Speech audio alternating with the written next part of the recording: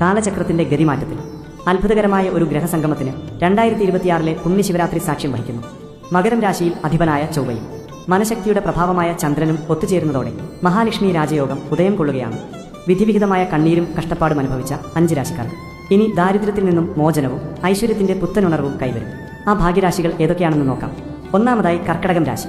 പുണർദം, പൂയം, ആയില്യം. മാനസിക അസ്വസ്ഥതകളിൽ വലഞ്ഞ ഈ രാശിക്കാർക്ക് ഇനി സമാധാനത്തിന്റെ നാളുകളാണ്.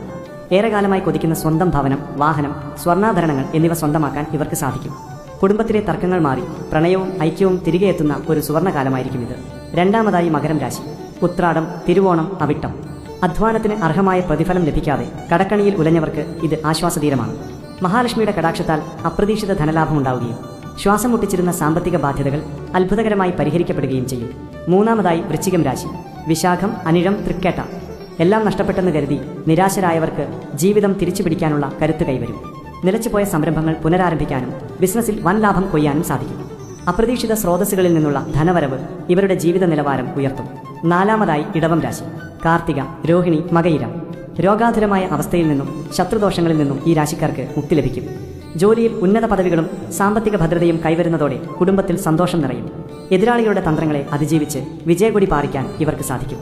അഞ്ചാമതായി കന്നിരാശി. ഉത്രം, അത്തം, ചിത്തിര.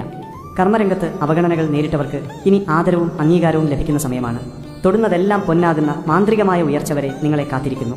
ദാമ്പത്യ സുഖവും ഭൗതിക സാഹചര്യങ്ങളുടെ മെച്ചപ്പെടലും മൂലം ജീവിതം സഫലമാകും. ഇവിടെ പ്രതിപാദിച്ച നക്ഷത്രക്കാരുടെ ഗ്രഹസ്ഥിതി അനുകൂലമാണെങ്കിലും ഈശ്വരകടാക്ഷം അത്യന്താപേക്ഷിതമാണ്.